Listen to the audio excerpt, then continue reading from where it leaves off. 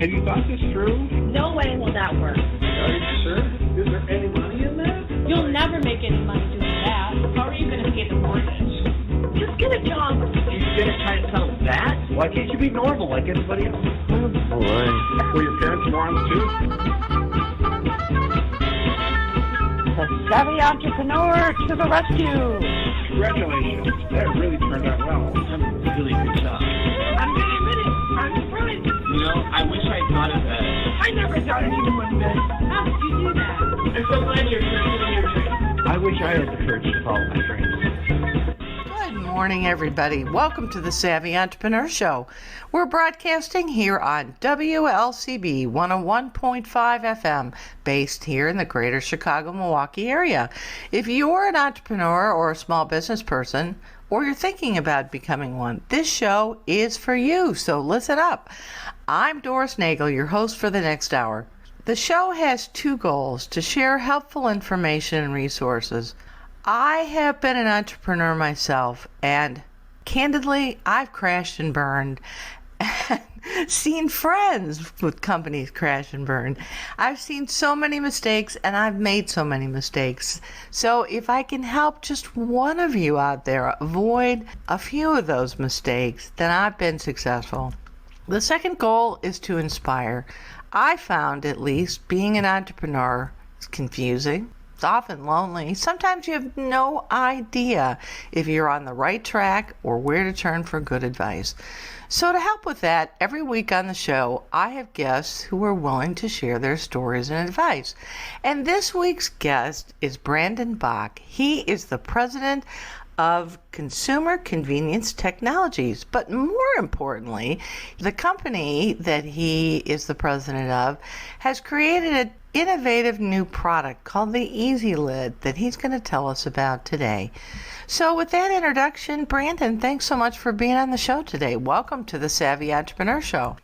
Thank you for having me, Doris. It's great to be here. The natural place to start, I think, is to tell us a little bit about your business. What is Consumer Convenience Technologies, and what's the EEASY Lid? Consumer Convenience Technologies is the maker of the EEASY Lid, and the EEASY Lid is the first jar lid innovation in over 75 years. It is a software design technology that reduces the amount of vacuum setting, making it 50% easier to open a vacuum sealed jar.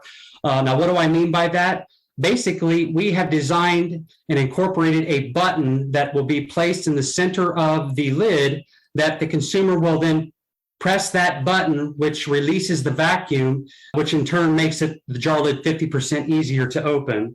And on top of that, the EEASY Lid is also made out of aluminum, where the majority of your lids on the market today are made out of steel or tin plate.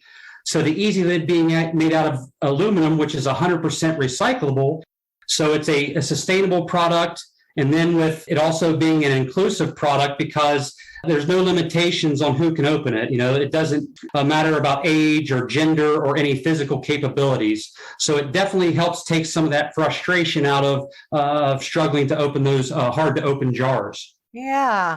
Well, you know, it's interesting. I myself struggle. I'm always handing it off to my daughter or whoever's around to say, hey, can you help me with this? And I have one of these little nubby textured rubber things that kind of helps. And sometimes I use a bottle cap opener to pry underneath. And, you know, sometimes those work. But, you know, let's just talk about why are the lids so hard to open? You know, you mentioned a vacuum. Why is there a vacuum anyway? For your hot fill products or things that need to be refrigerated or whatnot, you know, how they are filled initially is via a hot filling process. Now, there's a couple different methods of actually filling it, whether it's a water drip or whatever method that the filler uses. But the way that they preserve that product is to then pull a vacuum that keeps it fresh until the consumer then takes it home and opens it and then uses the product. With that being said, when that vacuum is applied, so now you are trying to remove that jar lid, not only by twisting it off, but you're also fighting that pressure that has been formed on the inside of the jar. So you've actually got a couple of different things that you're trying to overcome in order to open that jar. So if you can simply eliminate or remove one of those obstacles, you can see that it makes it definitely a lot easier to open. For sure. Let's talk about your background. You're the president of the company, but I think before the show, we were discussing that there were two co-founders of Consumer Convenience Technologies, one of whom was your father. So I guess the apple must not fall too far from the tree in terms of entrepreneurial spirit, but talk a little bit about that. Did you work in the company growing up? How did that work? Yeah, absolutely. Like you said, there are two co-founders, James Bach, my father, and then Pete Stodd. Actually, Pete Stodd is unfortunately no longer with us, but Pete was an entrepreneur at heart. He had several businesses, companies that he had started, and one of those was in the beer and beverage industry. And so through that, he was at a work function and he had a colleague, the colleague's wife came up to Pete and said, "Hey, you're a smart guy. I am actually right now going and dealing with cancer treatments, and some of the procedures and things that she had done left her extremely weak and unable to open a jar lid." So she posed that question to Pete. And so then that's what spurred the initial idea and concept, where Pete and Jim then joined forces and spent previous 8 years in research and development. Now, my background, I actually graduated with a Bachelor of Arts degree in communication and a minor in business from Otterbein University. And when I graduated, I ventured out into the live show or staging world, live events, whether that's doing live shows for associations, sporting events, concerts, all the way up to doing shows for Fortune 500 companies. I spent roughly 20 years doing that, traveling the world, doing jobs like project. That sounds so exciting. And glamorous. Was it? Yes and no. I grew up in a small town, so you saw all these beautiful pictures of places to travel and to see, and I wanted to get out and see some of those. So this job definitely helped me see and travel the world. Now, what I will say, it's nice to see a lot of these places, but at the same time, I saw them from the loading docks and the ballrooms and and those sorts of things, and worked 20-hour days in the ballroom or the arena or wherever we were working. So it was fun, but at the same time, after 20 years of doing that and traveling week after week, and just the high stress of doing the live event and making sure nothing happens, nothing goes wrong, and you put your best foot forward for the client. Yeah. That definitely wears on you, and I needed a break. I can imagine. I don't want you to name names, but I can imagine that certain clients were probably quite high maintenance, especially, I don't know, I'm thinking some of these rock stars or some of the performers, but it could have been some of the corporate people too. I don't know, but I am sure some of those people were, high maintenance is probably a diplomatic way to put it. I agree with you in that statement, yes. So at some point you said, I'm from a small town, but I've seen the world and it was great. Now what? So in my profession, or in my previous profession, I should say, I worked for a company, but at the same time, I also worked with a lot of people that were freelancers. They were an entrepreneur where they, their service was their job, whether they did video, audio, or lighting. And so they worked for themselves. Yep. Yeah. So I was thinking about stepping into that world, but then an opportunity came about to where I could work with my father, Jim, and Pete with trying to bring the EEASYLid to commercialization. And when I thought about it, and I had the opportunity to try and help people and to try and help answer that age-old question of how do you open a stubborn jar, it felt like the perfect time to jump in and to experience something new and to actually get the benefits and the value of helping people. Yeah. That makes you feel good. Because I'm sure working with your father was special too. That's a pretty cool opportunity. So just to lay the groundwork, you mentioned that your dad spent 8 years developing this. How did they find the funding for this? Was this just something they did on the side while they did their day jobs and tried to move it forward? Or how did that happen? A good question. In our scenario, we are privately funded. So that allowed us to really dive in to the research and development side of it to make sure that we were putting forth a product that worked and that did the things that we're saying that they do. And some of the early on difficulties that we found is when the question was posed, can there be an easier opening jar lid? We tried to do it with what is already being used in the industry, and that's a steel lid. So interesting. Yep. So we worked with multiple different scoring technologies with the knowledge that we know with scoring, especially into aluminum because of Pete's other businesses. It really gave us an opportunity and an advantage in our minds that was ahead of everyone else because we understood that scoring. But we actually tried over 40 different scoring combination and tools to try and make it work on the tin plate or steel. And one of the major things that we were trying to overcome was just how the steel reacts when you expose the raw material. It begins to corrode. So as we were going through the process, it just made sense for us to move to aluminum, since on the beer and beverage side with Pete, he understood how aluminum worked and how to mold it. So it just made sense for us to switch to aluminum. But we also knew that by us switching to aluminum, that it's more now of trying to change an industry as opposed to just put an add-on to a product that's already out on the market. Boy, I mean, you talk about steel corroding. It's kind of one of those things where even without the EEASYLid technology, you kind of wonder, is that not maybe where the industry is heading in general? I don't know. It sounds kind of gross with steel corroding and it's in contact with your food.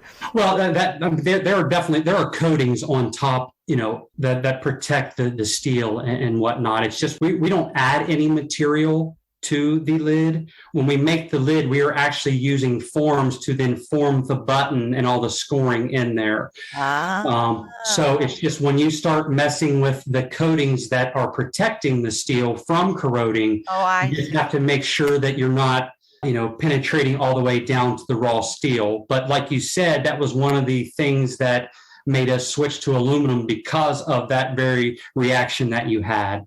We know that it needs to be a safe product, and that's what we strive to put out on the market. Do you have a physical product that required quite a large investment of research and development? And then, you have to obviously figure out very carefully how to patent it. Was that piece a challenge at all? For us, I'm going to say no, just because we had that background experience from Pete's other companies and the processes that he had to go through. But like you said, we are patented. The EEASYLid is patented worldwide. Now, it is a process. Once we start looking at it, I mean, many companies have tried to come up with a solution for an easy opening lid. And if you actually start looking at all the patents, there are hundreds and hundreds of patents out there for designs for an easy open closure or lid. It's kind of cluttered, so you had to obviously find a pretty good patent lawyer to navigate around all those existing patents that are out there. Yeah, you're absolutely correct. And we actually speak with a couple different patent attorneys because we are also worldwide. So not only, making sure that we're covered in the U.S., but then also Europe and other parts of the world. That's a process that I think some companies forget. So it's really fortunate for you that you had Pete's experience in the food and beverage industry to realize that's something you needed to do. There are, unfortunately, companies, and this is not for you, Brandon, this is really for maybe some of the budding entrepreneurs who are out there. If you have a physical product, you really need to think very carefully about your patent strategy, because it is very difficult once it's out in the marketplace to then try to go back and claim patents and trademarks once the horse is out of the barn. You're absolutely right with that, Doris. Yeah. And I know of a couple of companies that I've worked, they spent money because patent lawyers are not cheap. They're probably among the most expensive lawyers that are out there. And good ones are even less cheap than those. um, and the patenting process, there's a lot of fees associated with it. And so it can be kind of tempting for some companies, I think, to cut corners. Or in case of a couple that I worked with, they had patented in the U.S. and then were very sad to find out someone else had done a knockoff patent outside the U.S. in some major markets. And, unfortunately, just a word to those of you who are thinking about bringing a product to market, really get some good advice when it comes to your patents and trademarks and copyrights. That's a great point, Doris. And even if someone has the idea or concept, even when you go and start speaking to companies about trying to then commercialize it or to build your prototype, you definitely want to make sure that you're covered with all your intellectual property to make sure that exactly what you just spoke to, that someone can't take it and recreate it. Yeah. Were there any surprises or other bumps along the way as you were developing this product? Even once you develop it, you've got to get a prototype, you've got to figure out how to manufacture it. Talk about that piece of the journey. Yes. And especially when we first started out, where we were just trying to take existing closures and then apply our technology to it.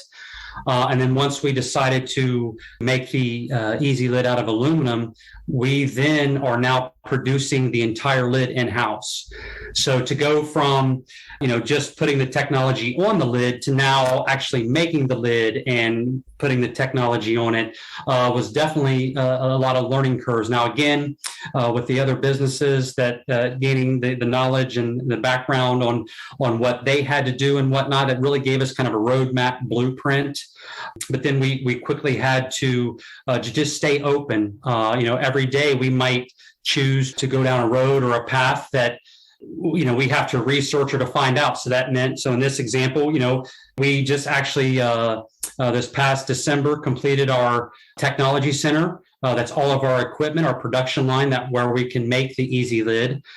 So that was a learning process to get all the equipment in, to make sure that it's working properly. Like you said, whether we're doing our studies, trying to find people to help us do the studies and research. One of the things that we're very proud of is every time that to take the lid out to, whether it's a live consumer test or a research being conducted by the leading processing food venture center authority here in North America, all the results we get back have been outstanding. And that's what we keep leaning on with this product, is that, no matter if you have a day where you think, oh, what am I doing? Or how do I continue to go? We heavily rely on the research and the data that we've collected to show that this product is needed and wanted by the consumers. And so we keep pushing until we can get to that end step or end process. Yeah. As we talked about, there's a long lead time and a lot of steps to really bring this product to market.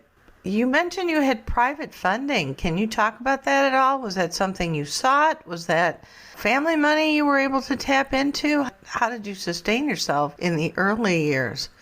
Well, with Pete and Jim, they are the ones that are privately funding this. Oh, and that's through previous ventures and whatnot, yes. Wow. So in other words, it helps a whole lot if you have founders or people from the very beginning who have deep enough pockets to be able to fund this. The question is if they didn't have that, did you talk about what would happen if you needed to raise more money or anything like that?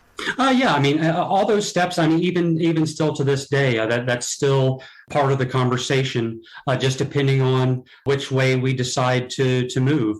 For example, like I said, we just completed our technology center, and, right now, you max out our technology center, we can produce 288 million lids annually.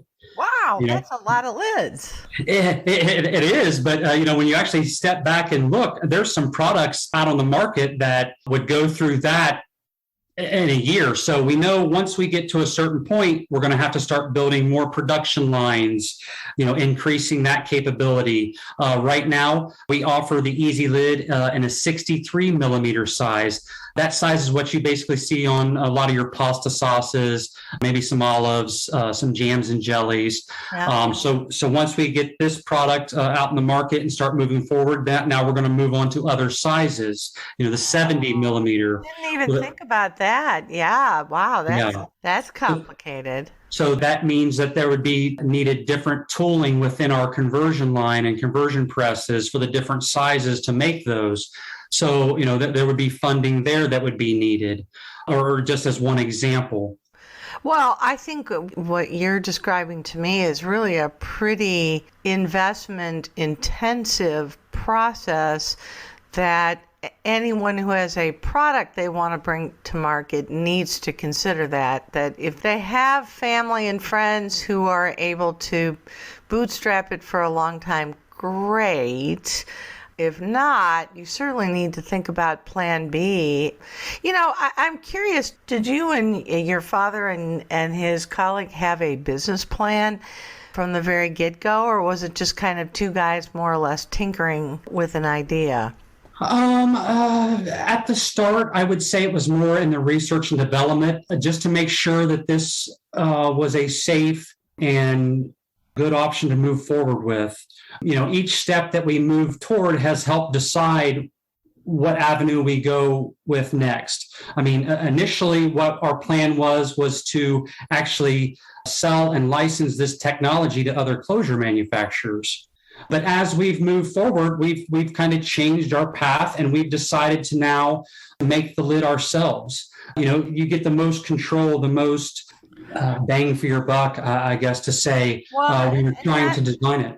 Not to mention security in terms of the trade secrets and the intellectual property that you have too. So right. That's always something when you have a better mousetrap you always have to think about.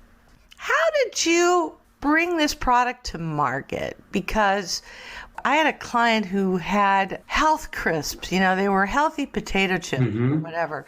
And he was a great client, but he was very frustrated with how hard it was to break into the retail side of things and get shelf space and things like that. So how did you break into that whole business and convince producers, I guess, that this was the product that they needed to have to seal the products they produced?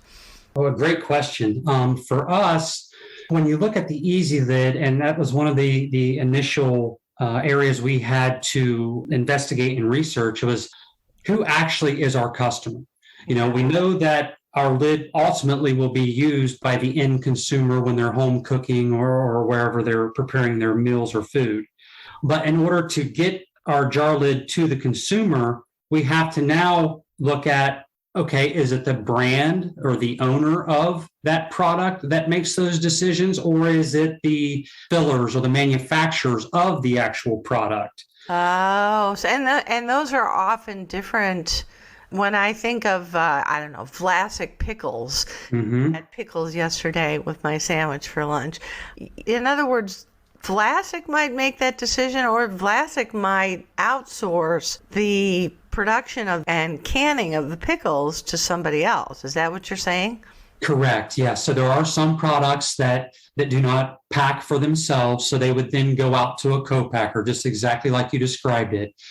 And depending on the size of the brand or the product that we're speaking of, let's just say a pasta sauce, depending on the size or the volume that they produce, they might just let the filler or manufacturer or filling that product instruct them on what jar to use or what lid to use, to where they don't necessarily have the available resources to research what is the best product to use. So they rely heavily on the fillers, where some brands or products are big enough to either have those positions internally that they can investigate. Maybe it's part of their design. the label and the glass jar and the look that they're trying to convey. So there's definitely a number of people that are involved. So we have found that we have to talk to the brand owner as well as the filler, especially if those two are different or two different companies. And that's the $64,000 question, especially right now in the climate that we're in with being in the pandemic and everything else that's happening, is trying to find the correct person within those companies to then speak with about, showing this technology to. So right, and I'm sure it was very difficult. I mean, that's actually one of the questions I was going to ask you is, I'm sure it's so much more effective to just say, here, open this, see how easy it is, versus trying to show somebody on Zoom. I'm sure that made the whole sales process a lot more difficult. Exactly. We have actually, and it's through experiences that we have learned this. When the pandemic initially started, and obviously face-to-face meetings and traveling and those sorts of things were not happening, we would send a case of jars to a potential customer, and then we'd have a Zoom call to then discuss and to go over our presentation.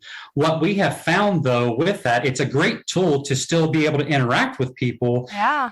But you don't have that face-to-face contact. And we just felt like we're not able to answer the questions or comments or concerns they had about the lid because they kind of already had a preconceived notion. They've already played around with the jar before we had the meeting or this or that. So they've already kind of built up the reasons why they don't want to use it, or, it's, this example or that example, why we don't feel we want to use it. So we definitely feel that the face-to-face meeting, being there while they are opening the jar or asking their questions or trying to understand how it works and those we just felt for us it's better for that face-to-face. So during this time right now, a company or a business or a brand or a product, if they're still not allowing face-to-face meetings or this or that, we completely understand. Right now we're just kind of holding on those meetings until we can get that face-to-face.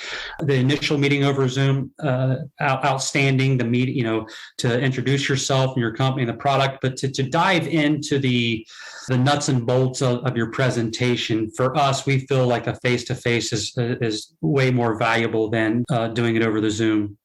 How did you decide to price your product? I could see companies going, well, this is neat, but it costs 50% more than my current one. Thanks, but no thanks. How did you navigate that piece of the journey? Great question. When looking at it, your standard lids that are on a lot of your jars today, we feel that that's a commodity product, meaning that the filler or whomever buys that lid, it goes on the jar, and then, it's up to the consumer to open it, use it, however. With our lid, the EEASY Lid, we feel that it is a premium product.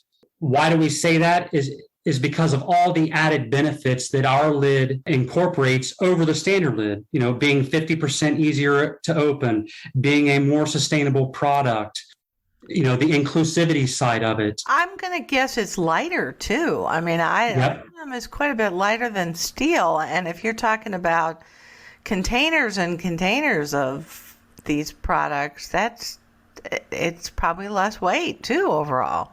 You're exactly right.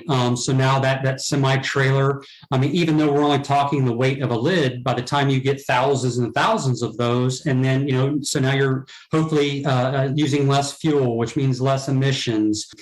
To now, with it being recyclable, all the aluminum that's used right now, more than 2/3 of it has been recycled. So it's taking less energy to actually create aluminum and whatnot because of the recycling side of it. And like you said, the down weighting, the recyclability, the corrosion resistance. Aluminum is used for space flight. So yeah, there's a reason for that, right? Right. So it's definitely a valuable product. And on the other side of that, what also comes with the EEASY Lid is, like I stated earlier, to us, the EEASY Lid is a brand. So when you or a customer or a brand, grocer, or whoever wants to use the EEASY Lid, you're not only getting all the benefits that we've kind of previously talked about, but you're also going to get a PR plan that comes with that. because we know that educating the consumer is very important. How does the lid work? How do you reset it? And those sorts of things. Now, the lid itself is 3 easy steps. 1, you simply push the button until you hear a click. That means the vacuum's been released. Step 2, you simply remove the jar lid and enjoy the product. And if you have any product left over that you'd like to store in the refrigerator, you can simply push on the product side or the bottom side of the lid where the button is, push on that and it'll reset. So that way, when you put the lid and the jar back in the refrigerator, and if the jar tips over or falls down, your product won't leak or spill out. Wow. And so we know we need to educate the consumer and to let them know that, hey, there's a product out here to help you. Yeah. So that's why we work with Uproar PR that we will put a plan together with that product in your key market areas that we will then go in and have, radio, TV, and newspaper to let the consumer know that there is an easy open product out there for them. Yeah, wow. I can see why you do have a challenge, as you said, to figure out just exactly who the customer is, because you have multiple customers. Have you found that the companies that are most receptive are the ones that control their process kind of start to finish and maybe have a closer handle on the branding, or has that not really been the case? I would agree with you. The ones that control right now their own filling, it's a little bit easier, and I'll say it for this reason. One of the things that we have recently done is we are now providing a line assessment. So we hired 2 gentlemen that has over 70 years experience in the packaging side, working with filling lines and whatnot. Like I stated earlier, with our lid being made out of aluminum, and most of your other jar lids are made out of tin plate, we have to go in and look at the filling line and the capper system to see how it transports the lid down to the jar and then actually puts the lid on the jar. Does it use magnets, or, what does it actually use? With aluminum, not being able to use magnets, then we need to assess to see what we can do in order to make that conversion line then be able to run our lid. But before our time is up, Brandon, I want to talk a little bit about you personally in the journey, and what's been for you the hardest part about starting up this whole business? I could probably say a few things, but one of the things, though, and again, it's probably more pertaining to the last couple years, and it's just the time. And what I mean by that is, as we're seeing with the pandemic and meeting and everything, it's just everybody's timeline for, it doesn't matter what it's for, whether it's for a meeting, whether it's to purchase equipment or to have equipment or tools made, and not even just for us, even on the, for everyone, whether that's the fillers, trying to find the glass jars or the ingredients, trying to get those in so they can, meet their delivery dates and whatnot. It's been very hard watching the time grow longer. For example, before the pandemic, if I needed to have a tool made for our press, it might be 6 to 8 weeks, in order for that to be completed. Right now, we're seeing, anywhere from 4 to 6 months for something to be created and made for us. So it's just trying to navigate through all the timelines of everyone in order to meet our own deadlines. So that means that we're having to maybe take on more vendors in order to make sure that we're getting enough cardboard boxes, or to put the completed lids in for us to ship out, or so it's just definitely one of those things right now that you're having to be a little bit creative in your thought process and with your scheduling, because like I said, the things that you thought you could have done in let's say 4 to 8 weeks is now maybe 4 to 6 months. So that's definitely one of the things that's kind of challenging right now. But the other I would say would be the vocabulary. Every industry. What do you mean? What I've always noticed is growing up as a child, what I was learning and hearing in school. I would come home and I would listen to my mom. She was in the medical field, so I would hear all her medical jargon or words, and I'd listen to my dad.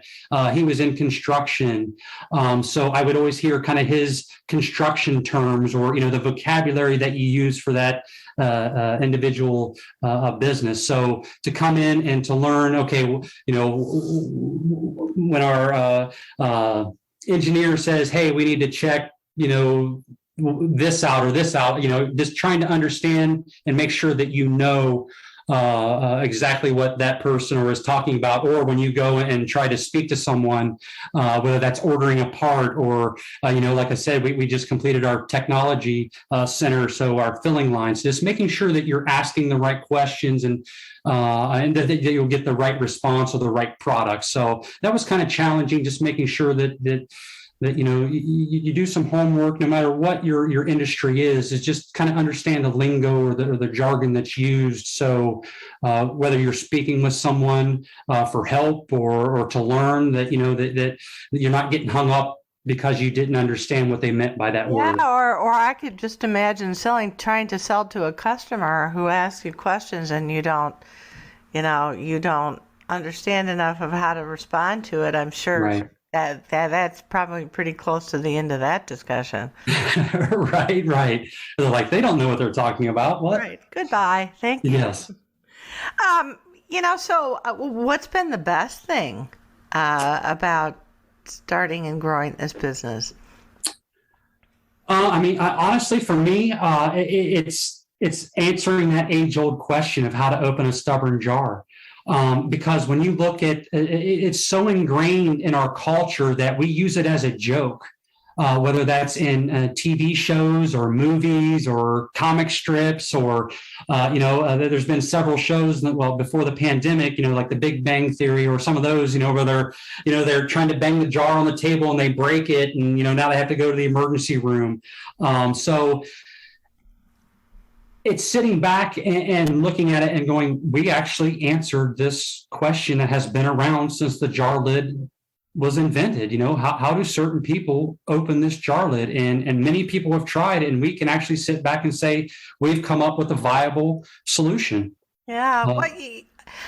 I'm sure that you don't, unfortunately, because of the whole supply chain and how it gets incorporated into production, I'm sure you don't get as many direct stories from consumers that you'd like of people you've helped. But do you get a few now and then, anecdotal stories from the end consumers? Right now, as we're pushing it out, I will say that, the opportunity has definitely been limited just because like I said, we just commercialized it this past December, but we are out speaking with several products, brands, grocery stores, a lot of NDAs signed. But the one thing that we always hear, or that we like to hear, is when we're allowing or letting someone test a jar, open it, is even if maybe they're a 25-year-old person where they don't see the need, but all of a sudden that light bulb goes off and is like, oh, I know someone that can benefit from this. My mother, my father, my aunt, my uncle, my grandma, my grandpa. So that kind of sparks that light bulb in their head. And that gives you a warm, fuzzy feeling inside, because it's like, finally, you're helping someone take away some of that stress throughout their day, that they can focus on things that really matter and what's important. Yeah. Your background is interesting, and it's interesting too that you say your dad was in construction. So the two of you both had to pivot probably quite a bit to make this business go and develop and be successful. Were there aspects of your past life that surprised you, that surprisingly helped you do certain things in this business? And the flip side, I guess, is, are there things that you just were surprisingly unprepared for? Yes, I would definitely say that my previous job or career helped me out in several ways. And one that I can think of off the top of my head is that with our current business, the EEASY Lid, when we face a difficult challenge, or someone saying no, or whatever the case may be, is to not let that kind of drag you down in the weeds. And what I mean by that, as an example, so on the live event side, I might be directing the video portion for the show. So there could be 1 to 10 cameras that I'm directing, as well as, 1 to 20 different graphics computers, and, up to 10 video playback machines, 4 video playbacks from the lighting guys. So what I always told a lot of the younger guys in video is that if you're in a live show, you could have 300 cues in the first 5 minutes of the show. And if you dwell on missing or messing up one of those cues in that time span, then you have the potential to miss or mess up many more cues down the line. You'll have time at the end of the day to think back about the cue and how could you have done it better, or what do you need to do. But you just have to try and stay as positive as you can moving forward, not only to so you don't miss any other cues or opportunities, but at the same time, so you can think clearly about, how do you improve this, or the situation, or the error, whatever happened. So I definitely think that helped me in the sense of that. And then the other thing too is doing those live events, like we talked about for some of these CEOs and leaders of these organizations. They're paying for a perfect show. And if you can't provide that, then, there's many other companies out there that do the same thing. So you had to make sure, if you had an issue or a problem, that not to solve it, but to at least or come up with an alternative solution, or no matter what it might be. So I think that has worked well for me here, because you face challenges and issues every day. Right. It's how you respond to them. You think about them, and then how you move forward with the information that you've gathered or researched. Yeah. It sounds like working under pressure, working and dealing with pressure, and also being able to think on your feet, and also to not sweat the small stuff sometimes, and keep the bigger picture in mind, it seems like. Very well said. Yes, you said it better than I did, Doris. Yep, that's 100% accurate. Where do you see the business being in, say, 2 to 3 years? If you're successful, what will it look like? Yeah, that's a great question. We definitely see, the EEASY Lid on more and more products as we move forward. Like I said, we're talking and speaking with many companies and products. We're actually going to several trade shows this year. So in the next 2 to 3 years, we hope we have our first line maxed out with those 288 million lids. And we're building our second, third, fourth, and fifth line, servicing not only the U.S., but Europe and hopefully most of the world. Wow. Big plans. Looking back, what advice might you give? And I think you've done a little of this already, but advice you might give to other entrepreneurs who are starting out based on the things that you've learned along the way. One, I would say is definitely do your research. I've said research probably 1,000 times, I think, during this interview, but I think it's very valuable. It helps answer some of those questions that might be always popping up in your mind, like, am I doing the right thing, or should we go this direction or that direction? And when you look at the results of your product, that will help you, I think, help decide on some of those decisions that you need to make. And also, I'd like to say that whatever industry or whatever your product is, look for groups and associations that are affiliated with that industry. Yeah. Yeah, being on jars, we go to, let's say it's the Pickle Packers Association, or it's the the New York State Food Processing Association. You're not only going to learn about the industry, but you're going to make great contacts. And when you make great contacts, that could lead to more contacts and more information that you can gain, or maybe funding that you need, or maybe it's whatever the case may be. I think that's a valuable tool. Yeah, opportunities that you didn't know about or hadn't thought of. Yep, correct. For us, whether it's the Aluminum Association to the Recycling Association, I mean, you can take a step back, and there's a lot of groups that could potentially help you and your product get you to where you want to be. Yeah, and especially a product like yours, where it's not like you put up an e-commerce site and are selling this product direct to consumers, right? Mm-hmm. You have a very complicated set of customers, many of whom have some influence on the buying decision. So for you, I'm sure networking and tapping into all those resources is really helpful. Last question for you before I let you go. How can people reach you if they're interested in learning more about the EEASY Lid? Maybe they are in the food and beverage industry, or maybe they are thinking about doing something somewhat similar. What's the best way for people to learn more and to reach you? Oh, yeah, absolutely. Well, first, people can go on our website. That's EEASYLid.com. It's EEASYLid.com. That's easy with two E's. Or if someone would like to talk about our product or anything, you can call our office phone number. That's 937-387-9244. Or you can email me at brandon.bach. That's BRANDON.Bach, BACH, at cctclosures.com. And closures is CLOSURES. Great. Brandon, thanks so much for being on the show this week. It was a delight to learn more about the food and beverage industry and a very cool and very helpful new product. So thanks for being with me.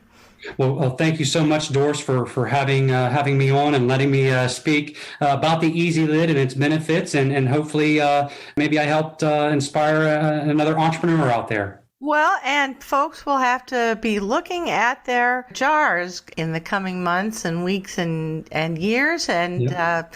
Who knows, you just may find a product that has the EEASY Lid on it someday soon. So you can find more helpful information and resources on my consulting website, globalocityservices.com. There's a library there of blogs, tools, podcasts, and other free resources for entrepreneurs. And over time, I have now a new radio show dedicated website where I'll be moving content there. That is at thesavvyentrepreneur.org. So check it out soon. Now, be sure, because this show is for you, my listeners, my door is always open. I welcome your comments, your questions, your suggestions, or if you just want to shoot the breeze, email me at dnagel@thesavvyentrepreneur.org. You'll always get a response back from me. Be sure to join me again next Saturday at 11 a.m. Central, noon Eastern. But until then, I'm Doris Nagel, wishing you happy entrepreneuring.